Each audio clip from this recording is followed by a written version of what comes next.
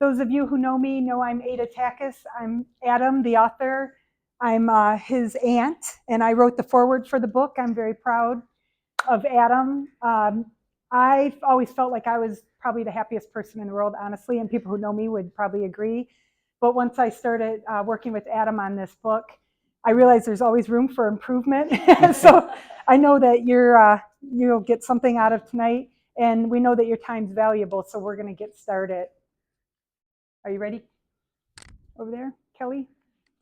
I love this library. If you guys have not checked out the seed library at the top of the stairs, there's free seeds, vegetables, and there's a puzzle exchange. All right. Yarn exchange in the library? Oh, that's wonderful. Oh, we need that. Hello, Lisa. Welcome. All right. All right. Well, thank you everyone for joining us tonight.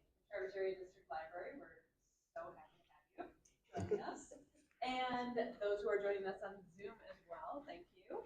And this will be available on our YouTube channel after the presentation, TADL, Not Just Books. So tonight I have the wonderful pleasure of welcoming Adam, who's joining us from St. Petersburg, Florida, but he's often visiting here, family in Northern Michigan. He's here to talk about his debut book tonight, The Blueprint to Happy, a passion project that he hopes will inspire others to enrich their lives in a meaningful and long-lasting way.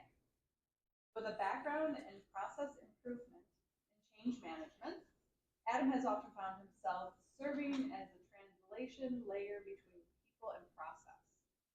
Today, he will help us understand how a process can help translate happiness into our lives.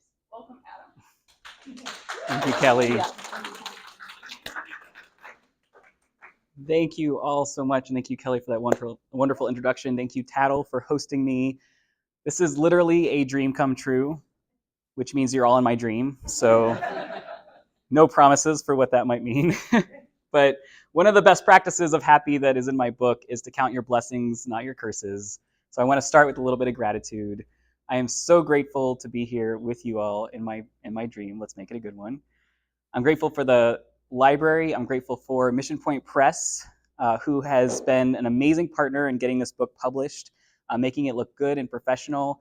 If you are a person with a story to tell, I highly recommend checking out Mission Point Press. They are local to Traverse City, so you're also supporting a local business.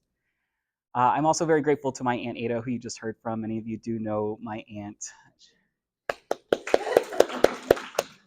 I don't know if this book could have existed without her, because she has been the guiding light in my life that has been that little spot of positivity when I was in a time in my life where I was really only seeing the negative. And we're going to talk more all about how that plays out and what we can do to get more positivity in our life, because that's what the blueprint is all about.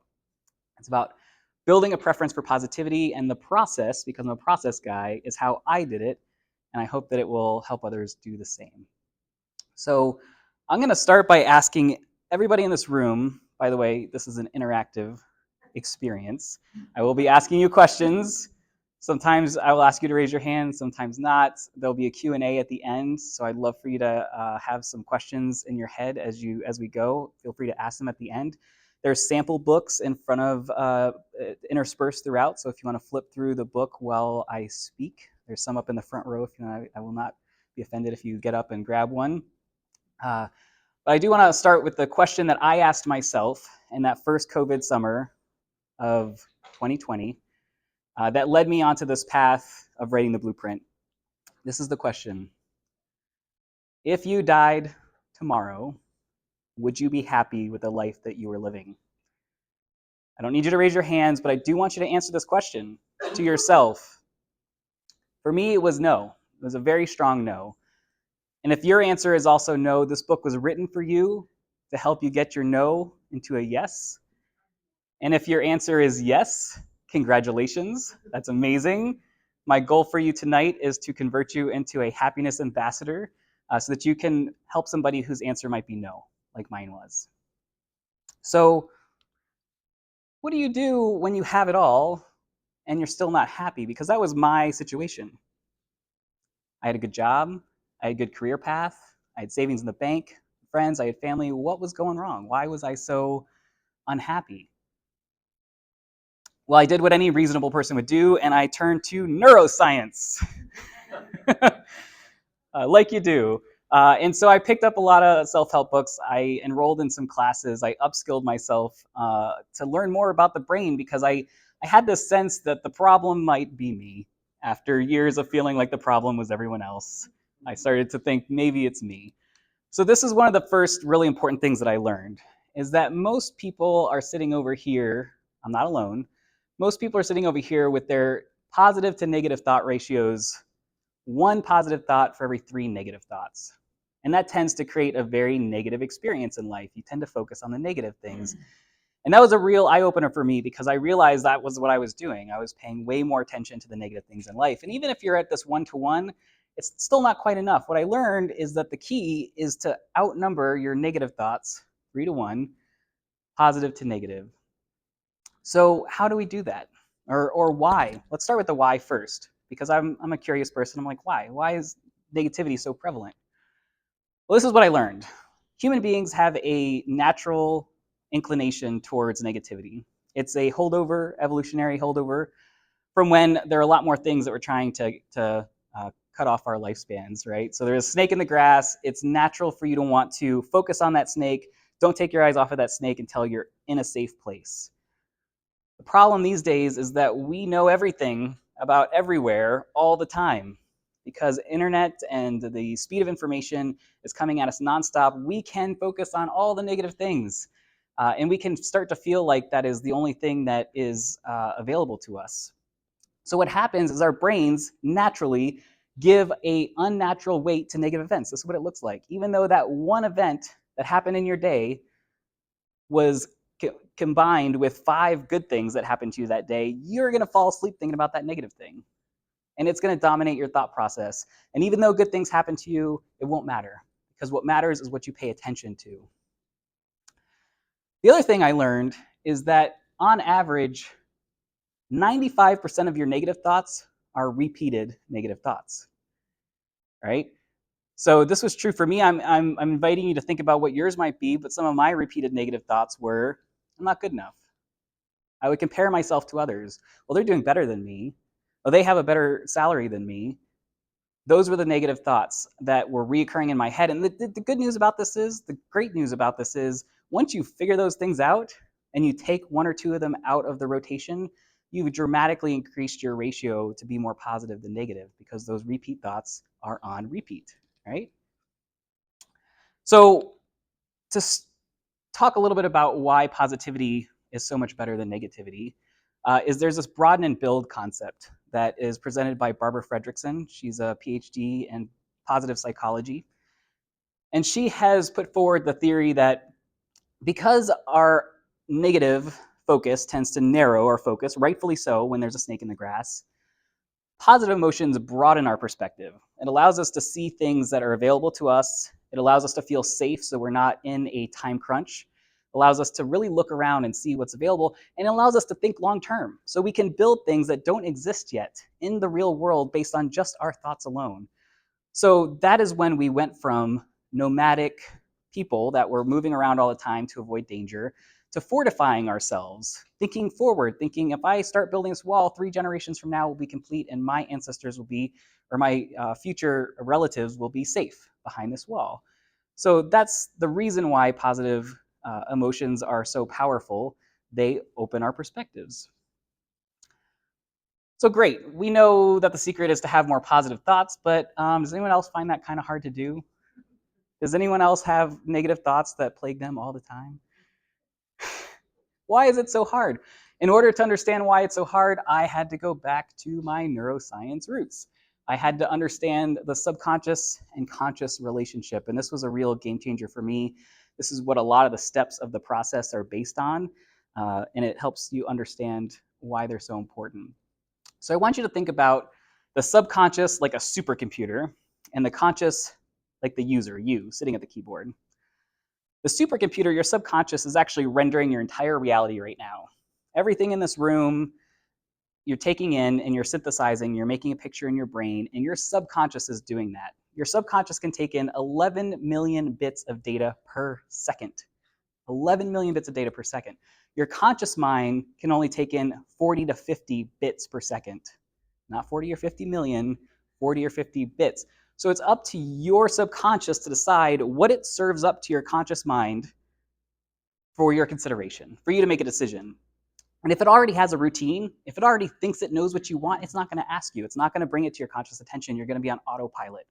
So if you've lived your whole life thinking negative thoughts, it's not going to consult you about those. It's just going to keep thinking them, right?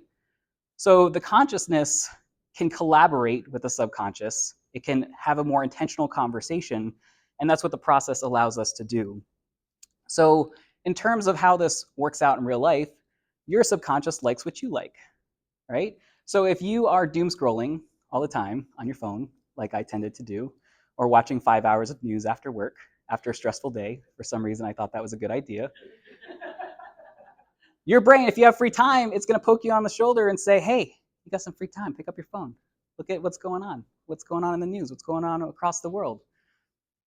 On the contrary, if you spend more time doing something like being in nature, reading a book, doing something you enjoy, doing something that enriches your life, if that experience outweighs the negative experience, your subconscious will eventually poke you on the shoulder and say, hey, it's been a while since we sat down with the book. Let's do that.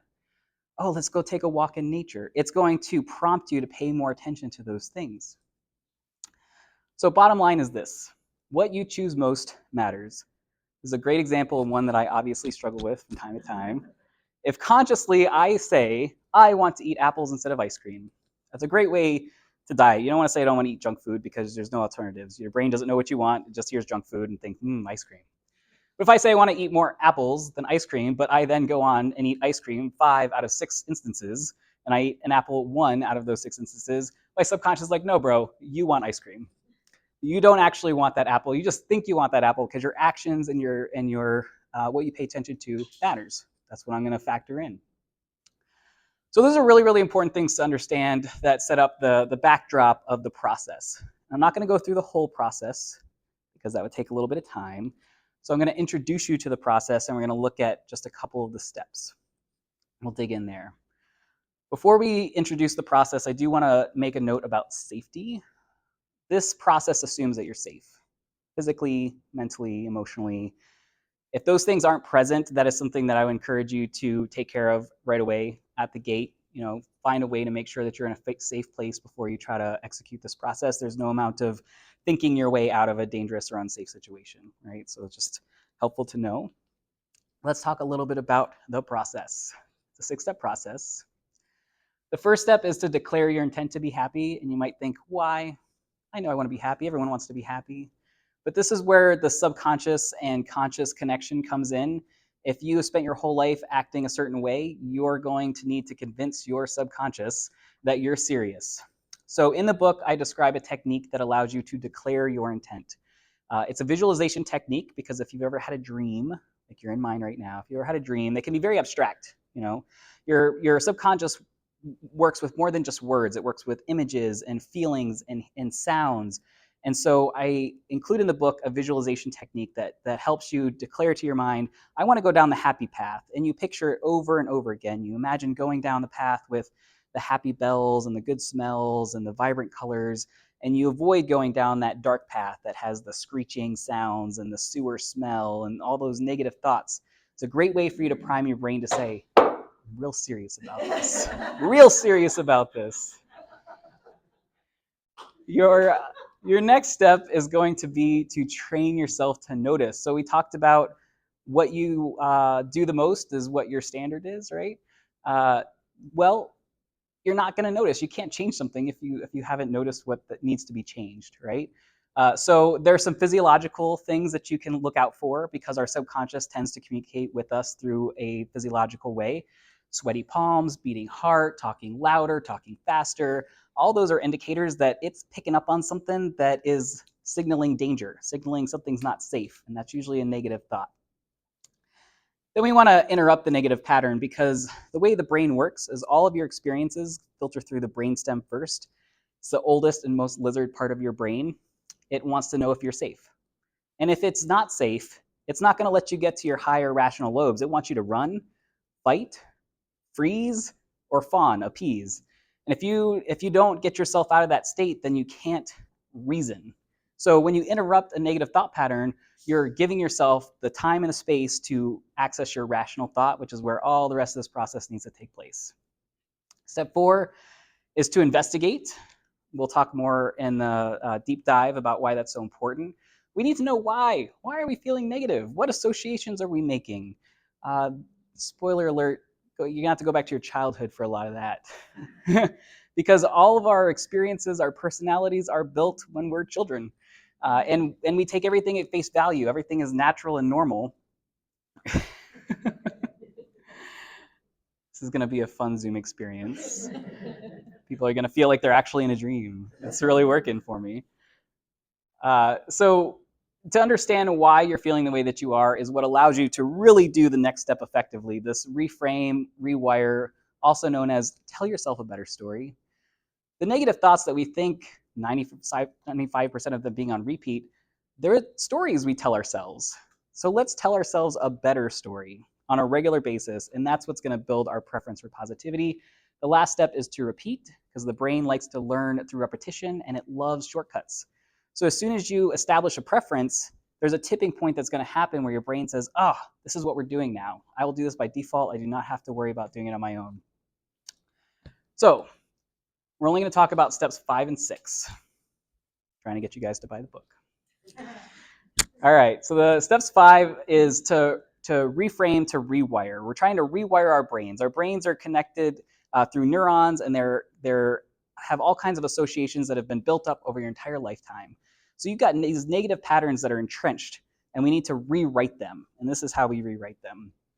Life is giving us dozens of opportunities to tell ourselves better stories every single day, right? So we don't want to waste those. That's where I think that my book really differentiates itself from a lot of other works on building happiness practices, because a lot of those things ask you to take time out of your day to do something like meditate, like go on a nature walk, like go be with community. And all those things are wonderful, and I can't wait for you guys to be able to do those if you're not able to do them now.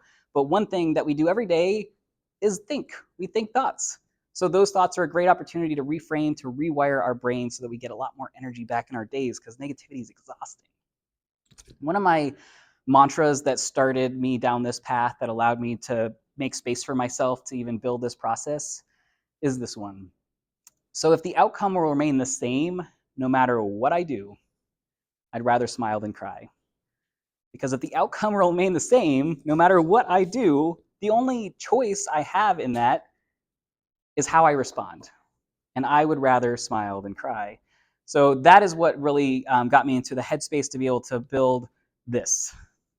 This is the trifecta of telling yourself a better story.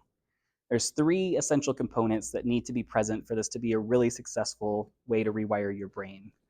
You want it to be reality-based, because we don't want to gaslight ourselves, going in circles with unrealistic thinking, wallpapering over negativity, just denying reality. We need whatever story we're about to tell ourselves to be grounded in reality. Otherwise, we'll lose faith with ourselves, with our subconscious.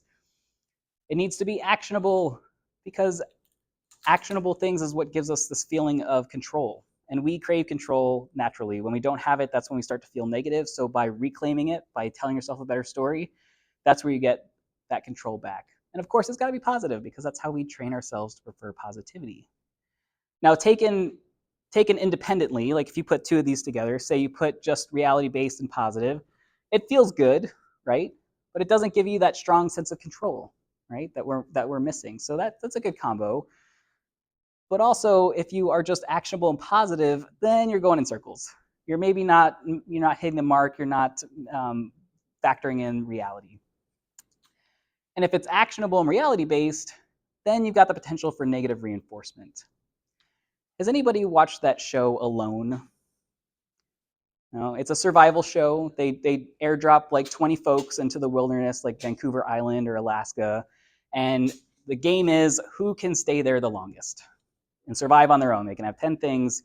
And after X amount of days, there's a final winner, and that person gets $500,000. And season 2 of Alone really struck me, because the final 2 guys, David and Larry, were so starkly contrast. David was an optimist. He was somebody who was like building himself an armchair and special, like a shelf in his shelter. Like he was really settling in. He was taking things from a very positive perspective. Larry, on the other hand, Larry just wanted to conserve his energy. He didn't want to do anything superficial. He beat up on himself all the time. He negatively reinforced all of his goals. So he used the beat up mode to get through, and they were the final two. So I'm not saying it doesn't work. I'm not saying that negative attitude doesn't work, but David won. David won, and I believe because he had the more positive attitude that allowed him to broaden, to build, to be more emotionally regulated, and to be able to go the distance. So that's what we want to avoid with reality-based and actionable. You want all three of these, and you get that sweet spot, reframe sweet spot, that allows you to completely reframe the way that you're thinking in a way that rebuilds your neural network. And that's what we're doing. Like I said, your brain is just a connection of associations that are built over your lifetime. So the investigation step that I mentioned, that's key because you need to understand where these things came from. What's the origin story of these negative thoughts in order to have a really good opportunity and success rate in changing the way that you think. So that's step 5 in a very high level nutshell. Step 6 is to repeat. Again, because it's a numbers game. We have to outnumber our negative thoughts with positive thoughts in order to build that preference, which I'm not going to lie, it's tough. It's not easy, but it gets easier over time because of the ways that our brains work. All right, so you can try this with anything. If you're learning a new language, it takes time, dedication, and persistence for you to be able to rewire your brain to say that an apple is a pomme in French. So the apple doesn't change, but you're understanding the word that you assign that apple changes. It can be done. So whatever you tell yourself, your brain believes if you do it enough times. So just keep that in mind. That's why this repeat step is so important. You might learn the process and understand and appreciate and agree that it's good and you should do it. But if you don't do it, you're not rewiring your brain. You're not building up preference for positivity. And I'm telling you, after a certain point, it becomes so automatic. It's really, truly life-changing. It has been for me. The way that the brain works also is that the associations and the thought patterns that you use the most, those are like super highways in your mind. Very fast to get on that super highway and get from point A to B. You've done it a million times, but you're trying to change a habit. And when you're trying to change a habit, these new habits are like walking paths. They're very narrow. They need to be walked over and over and over and over again until they widen into a road that turns into a highway, that turns into a super highway. That's why the repeat step is so important.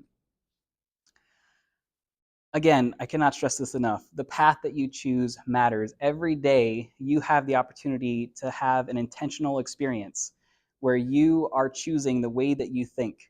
And every choice that you make, your subconscious is your biggest fan. It's looking over your shoulder all the time. It wants to know what you want to do. So what you choose most matters. If you choose to go down the happy path, it will go along with you. If you choose to go down the negative path, it will happily go along with you. It makes no judgments morally or what's even good for you. See the ice cream and the apple situation. With all that said, that is a little teaser trailer for the process. I want to share with you what's possible once you get the process really embedded into your life. This is called the Community Happiness Project. This is my home in St. Petersburg, Florida. Back here, you can kind of see my mom in the background walking up. In that first COVID summer, when I asked that question, if I died tomorrow, would I be okay with that? Would I be happy with the way I lived? The answer was no.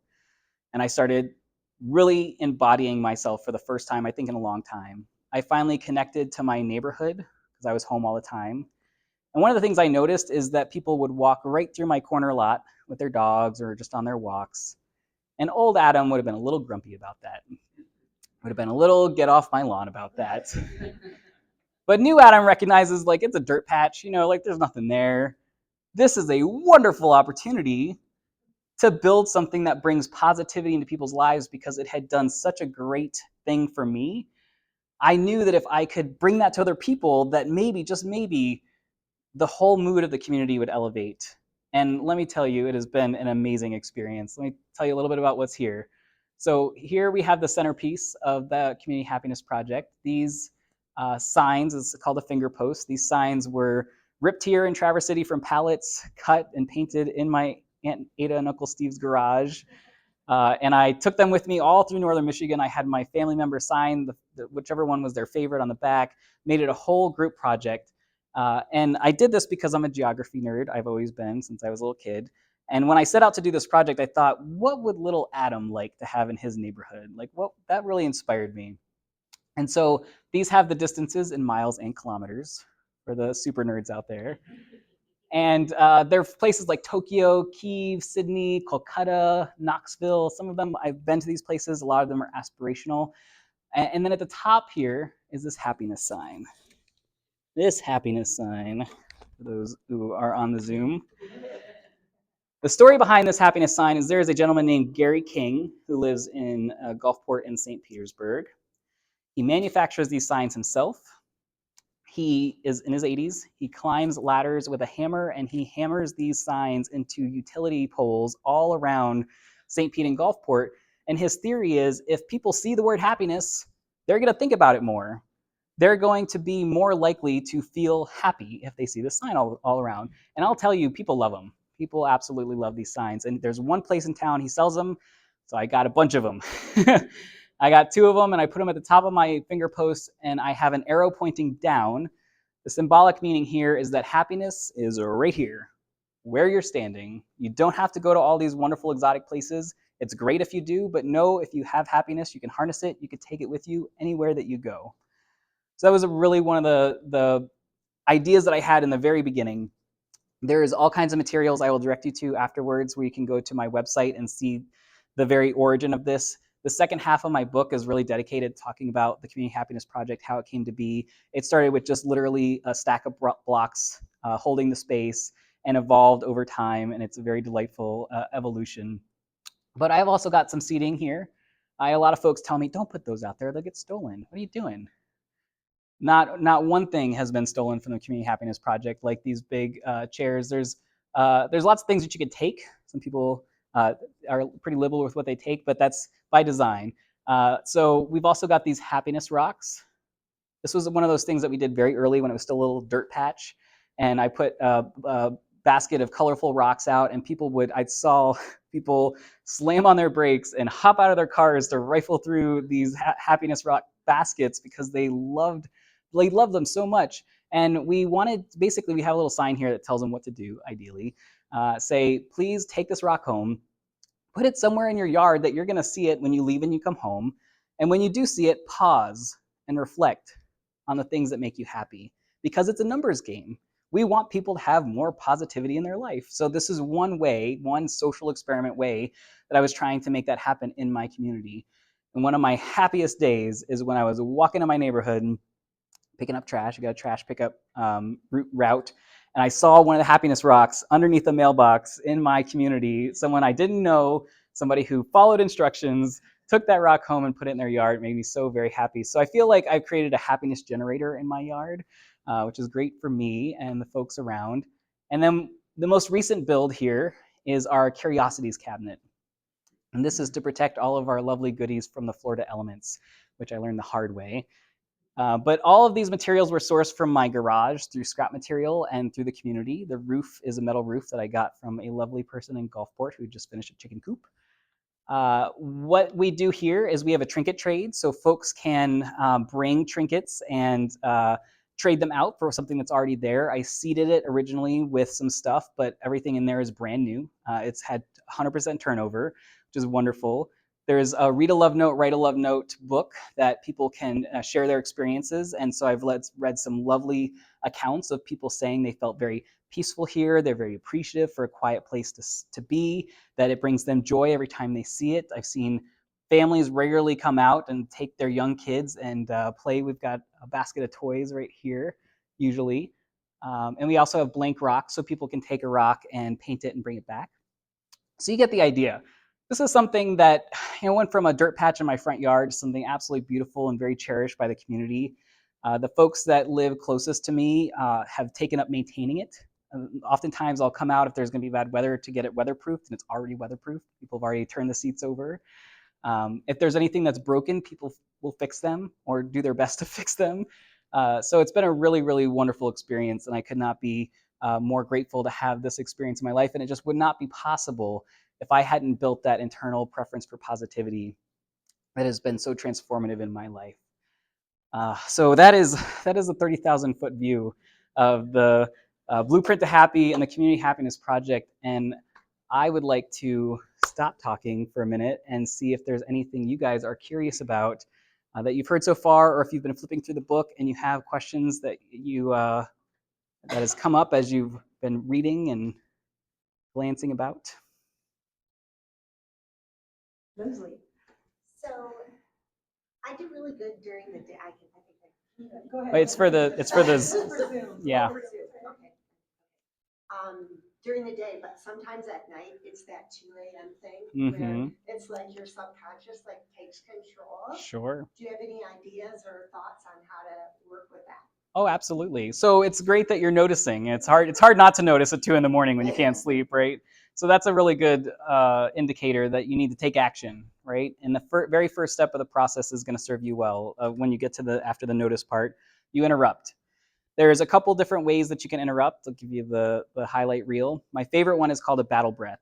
It's a 6-second inhale, 2-second hold, 6-second exhale, 2-second hold, repeat. This is a technique that the Navy SEALs used to graduate SEALs because they were tapping out. They were getting very psychologically overwhelmed. And I always say if it's good enough for the SEALs, it's good enough for us. It floods the brain and muscles with oxygen, and it acts as a physiological reset, which is, again, communicating to your subconscious, whatever is turning around in there, I'm safe. I'm safe. We can think about this more critically. The other techniques you can use is a body scan, which might be really great when you're in bed. Just kind of like see where your tension is being held. Gradually relax that tension and just notice what's happening in your body. And that's going to, again, zap you into the present moment because it's all really about safety. There's something your subconscious makes you feel like you're not safe. And getting back to the present moment allows you to feel that safety. And then surrounding scan, a little harder maybe at night, but you take a look and see what shadows are cast on the wall. How does this bed feel underneath me? What smells are around? What sounds can I hear? That surrounding scan, again, does the very same thing, kind of pops you in that present moment. And then once you get to that place, you might not get through a breakthrough moment at 2 a.m. to understand, like, why am I feeling this way? But it interrupts it enough to maybe where you can go back to sleep. And then I recommend you can do these steps over a period of time. Give yourself grace if you can't do them right away. Spend a little bit of time the next day thinking, like, what was happening that day? What might have triggered that experience for me? And get to the root cause. That'll help a lot. Thank you. Another question. I feel like you talked about tell yourself a better story, and I feel like that's also a good tool.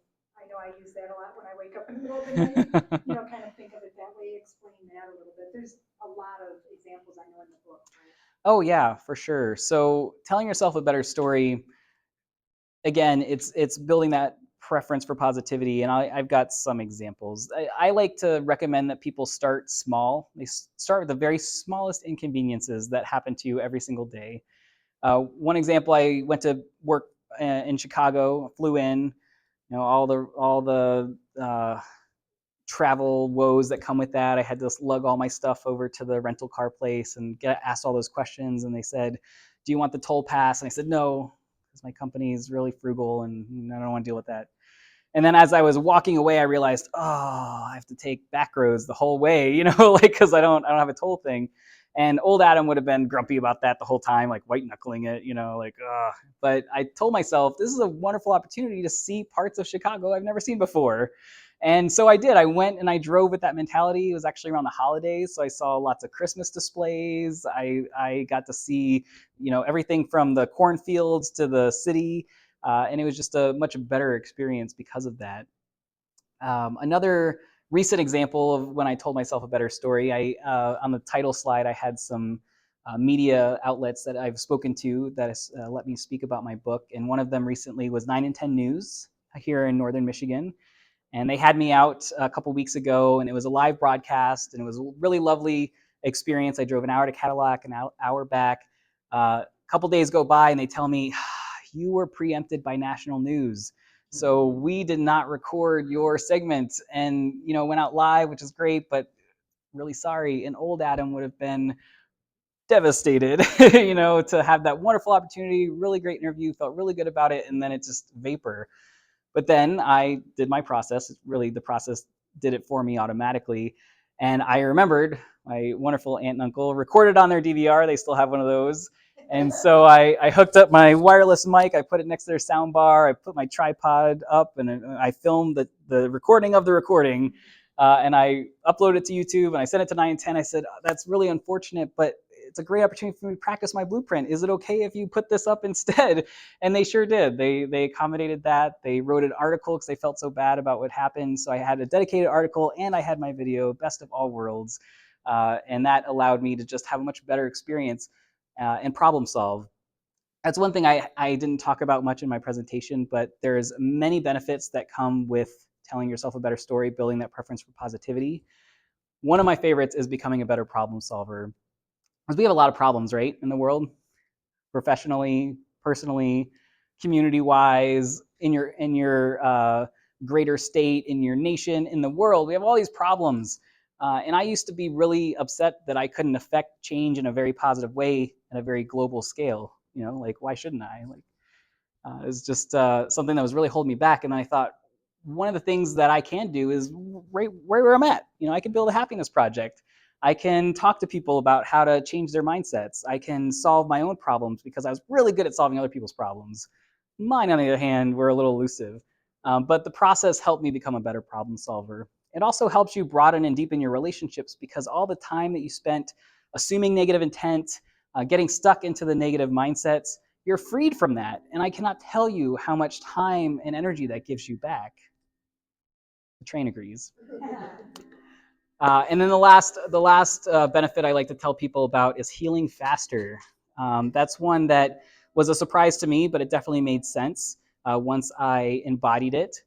The way that the brain works is if it thinks that you're in danger, again, it goes back to that safety mode. If it thinks you're in danger, it will hold off on natural healing processes that happen usually at night, but all throughout the day because we're undergoing microscopic damage just living and breathing. So if your body thinks that you're in danger, it's going to hold off. It's going to be hypervigilant. It wants to wait for the next threat so it can respond.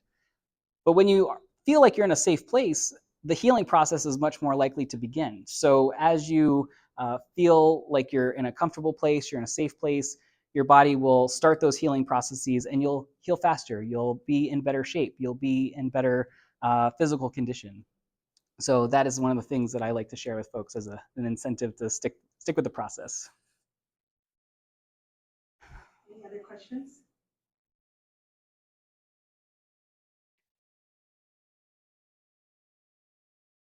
I have friends that live, they live in Columbus, but they have a house in St. Pete too.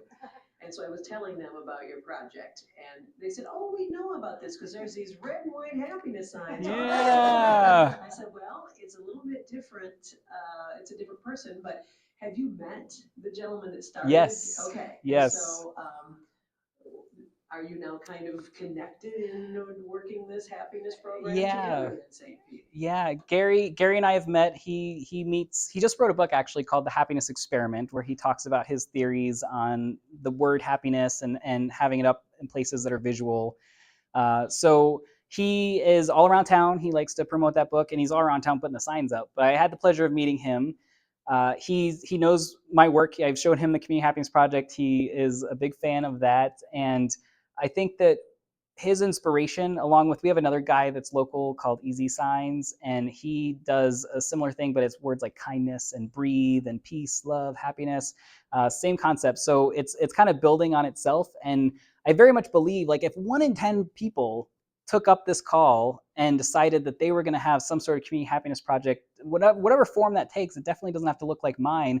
It can look like Gary's. It can be whatever springs out of your head. If 1 in 10 people, the entire country, did that, just imagine the boost in positivity and our ability to reconnect with one another.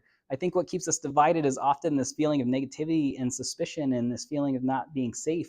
When we put all that aside and we meet each other in that positive space, it just makes a much bigger difference. But Gary and I are on the same track, and we're appreciating what we're doing, and we support each other I haven't built anything more than that just yet. So Adam's going to be here selling his books and talking to folks. If you want to stick around, there's cookies, there's some free artwork back here. Adam, I just want you to talk about one more thing because it's one of my favorites.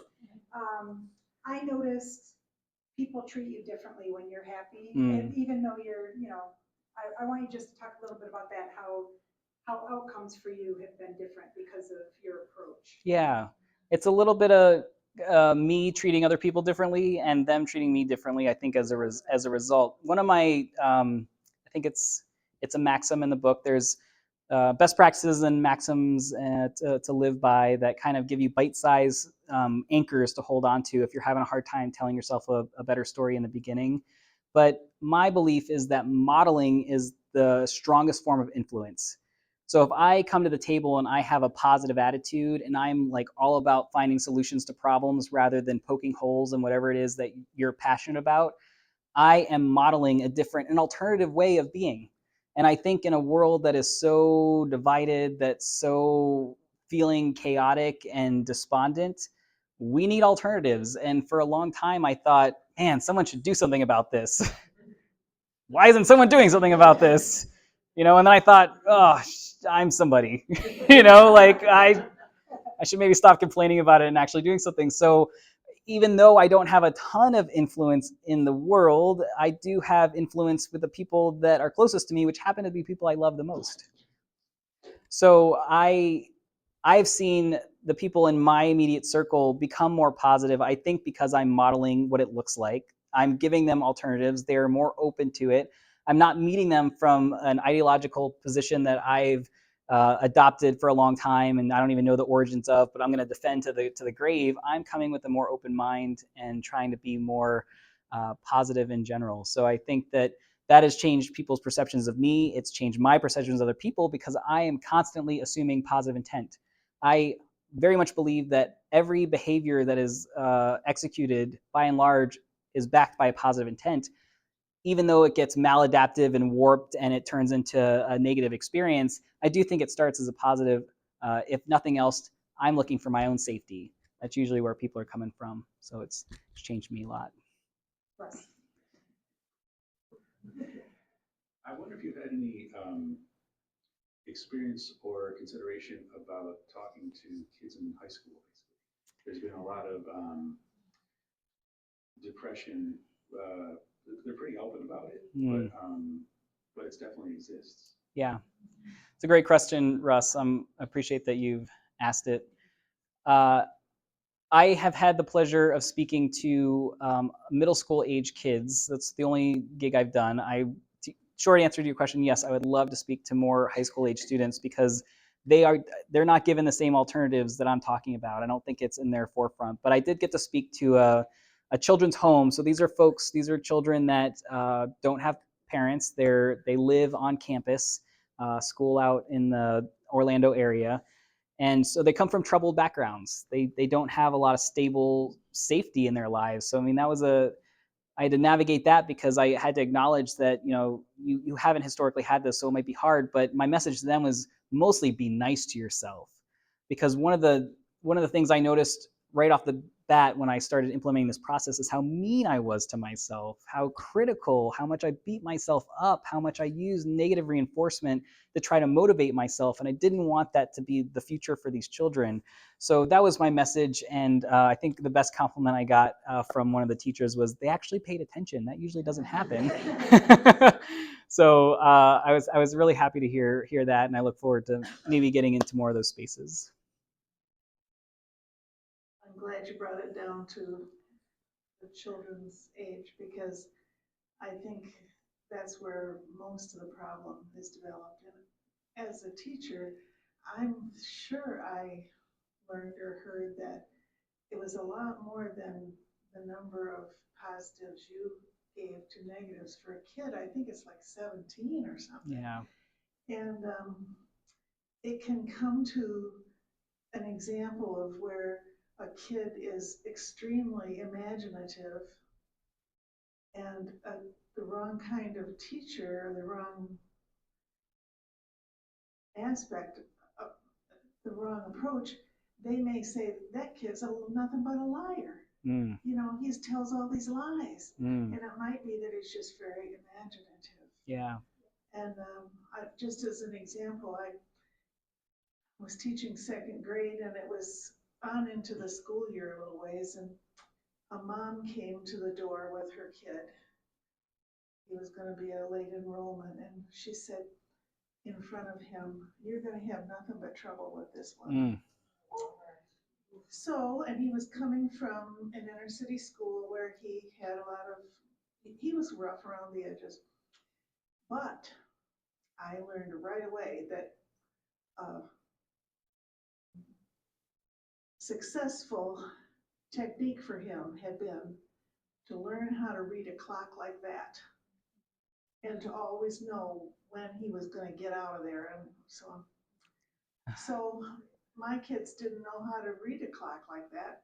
So he became the expert. I bragged on him to everything. He got at least 17 positives for every negative, and he turned out to be one of my better students.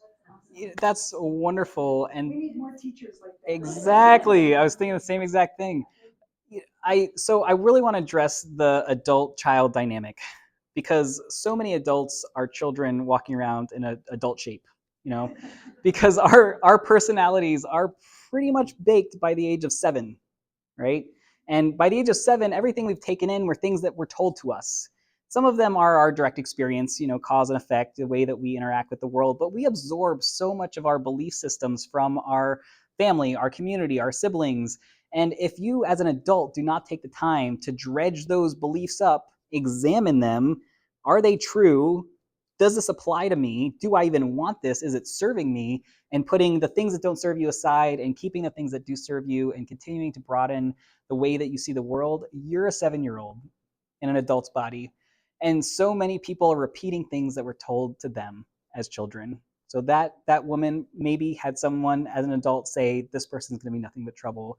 And they're repeating, they're continuing that generational deficit, unfortunately. And it's totally fixable, right? The beauty of the human mind is that it's neuroplastic. It has the ability to change. It gets a little harder with age because we tend to not regenerate as fast, but it's totally possible. And there are things even you can do as you get older. You can keep your mind active. You can read. You can do puzzles. You can be experiencing new things all the time, and that will continue your neuroplasticity. So children who have those belief systems, you can help them rewrite them. And you just gave a beautiful story that proves it's totally possible.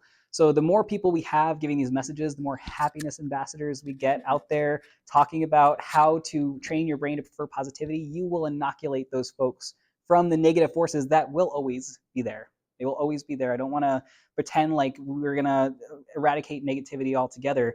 But what can change is what we pay the most attention to. And that's what I'm trying to help people actualize.